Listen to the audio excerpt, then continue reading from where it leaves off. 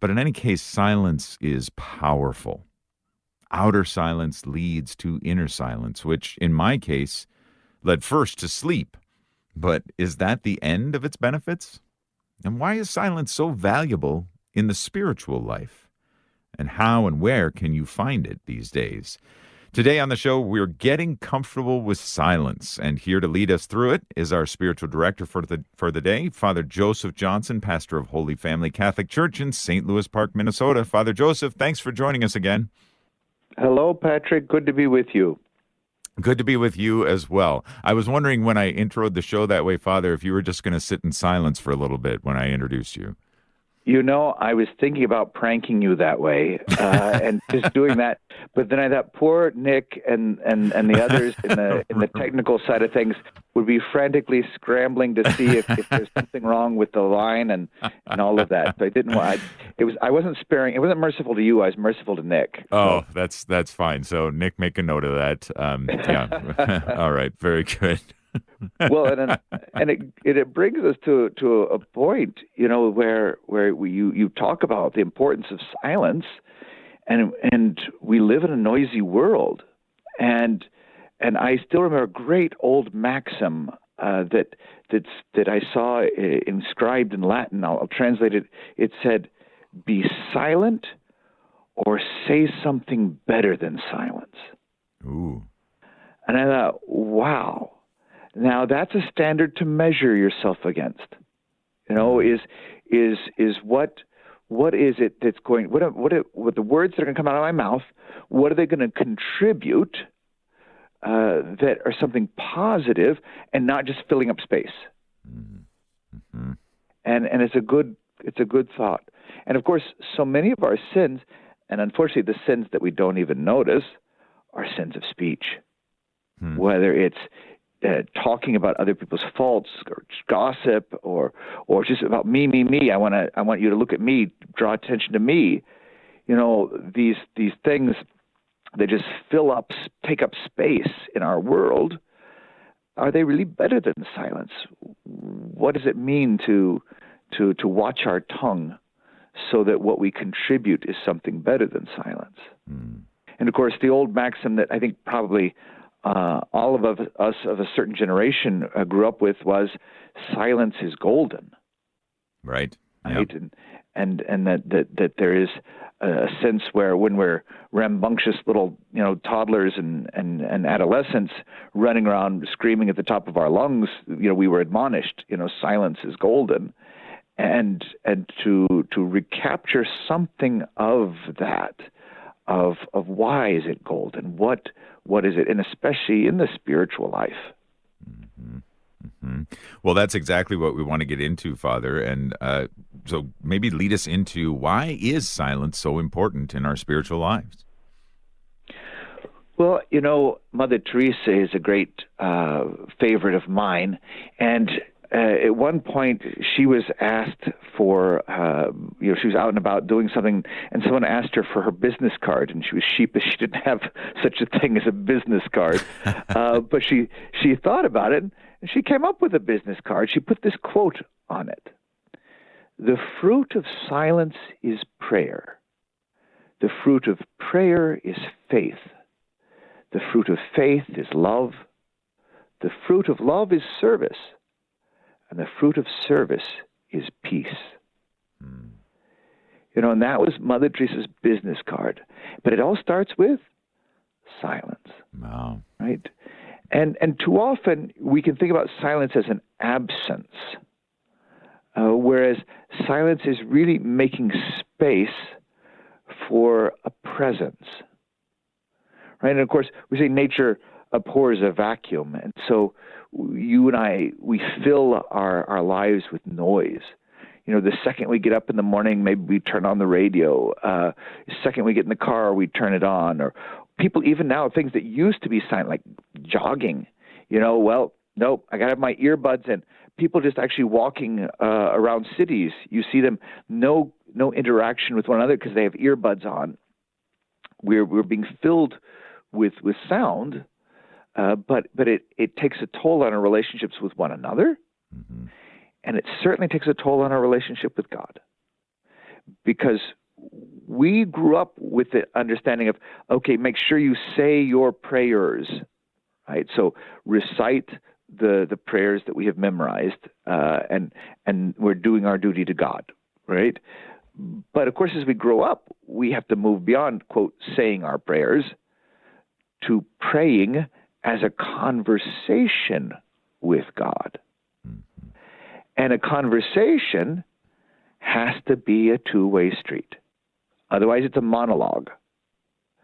So conversation requires me to listen as well as to speak. And of course, if you're polite in a conversation, you give the first word to the other person. How are you? Question mark. And I now listen. Right. And that invitation to the other to manifest their presence is requiring me to be silent and listen. Listening is impossible without silence. You know that. You go to a noisy stadium or a shopping mall or anything like this, and how hard is it to carry on a conversation? Mm-hmm. We need to quiet ourselves and quiet our environment in order to have that ability to listen, especially when you find in the scriptures the great example being, of course, Elijah in the cave, where it's not in the thundering of the earthquake or the storm or any of these things that he found the voice of God, but in the gentle whisper. Mm. That's when he realized that's God's voice there in the whisper.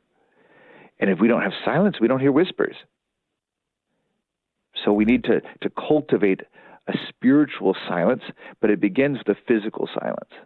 Mm-hmm. Mm-hmm. Well, very true. Very true.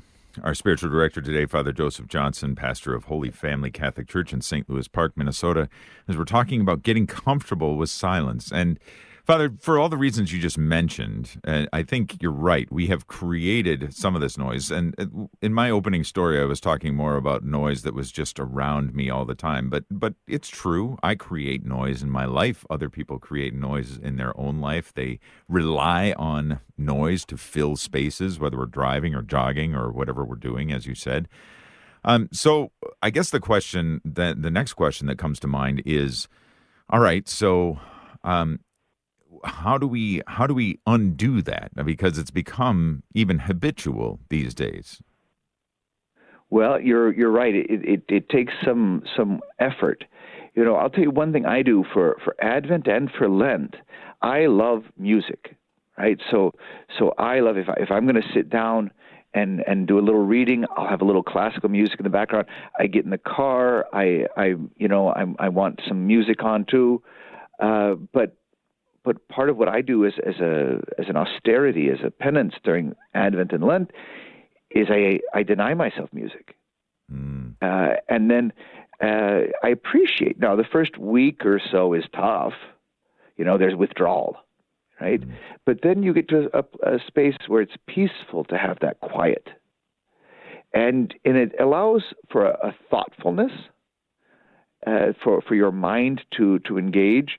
And it allows for you to be more attentive to the people around you and more attentive to that whisper that comes from God.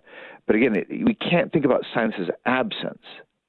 Right. It's an invitation for presence. Yeah. Yeah. A good reminder.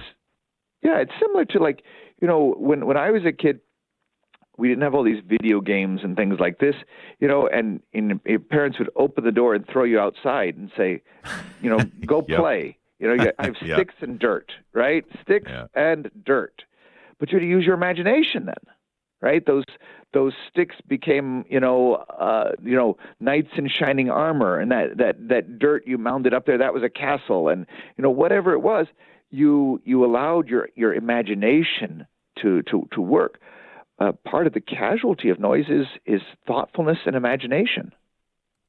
That we don't allow space for our own minds to bring things forward, and of course in prayer, the casualty is contemplation, which is not something we want to lose. Right. I'll risk it by wading into the liturgy wars here for a second, Okay. That when people want to criticize the Mass before the Second Vatican Council, what they'll say is it was too silent, and people got passive. They were unengaged. And then the criticism of the reform of the liturgy after the council is often it's too active. There's not enough silence, right? And so certainly there's an amount of validity to both of those criticisms at times. There are certainly dangers that one can fall into in either extreme. But I think that part of the great rise of Eucharistic adoration in our nation, which again, we have to recognize, is the United States is leading the way in Eucharistic adoration, I think, right now. And it's one of the great strengths of the Catholic Church in America is the presence of these adoration chapels. But part of it, I think, is a reaction to we need space and silence to encounter God at a deeper level. We fight for a parking spot at church. We rush in. We take off our coats. At least here in Minnesota, we do, and stamp the snow off our boots. And then all of a sudden, it's the cantor's announcing the opening hymns. We grab the hymnal, and then we're off and running, and we're standing, and we're sitting, and we're kneeling, and we're speaking, and all this. But there's no silence. Mm-hmm. All of a sudden, we're dismissed in the final hymn, and then we're back out into the noisy parking lot and world. And so I think that deep within us, there's this yearning for silence, this yearning for contemplation. And contemplation doesn't happen without silence. I remember I introduced a few years ago that at our Sunday Masses, that after Holy Communion, I would sit down and we'd have a couple of moments of silence. Mm-hmm. And after a few months, I was hearing some grumbling about come on, Father, you're extending the Mass 2 minutes longer. Let's get on with it, whatever. And of course, they have certain validity to the complaint because my Masses aren't short to begin with. But then I got an email from someone saying, "Oh, thank you. I just visited your parish, and it was this wonderful thing to be able to have that silence after communion to just contemplate." We're keeping it. The grumblers are going to have to put up with it. We're keeping it because it is creating a valuable space for contemplation. Yeah. And we're all called to be contemplatives.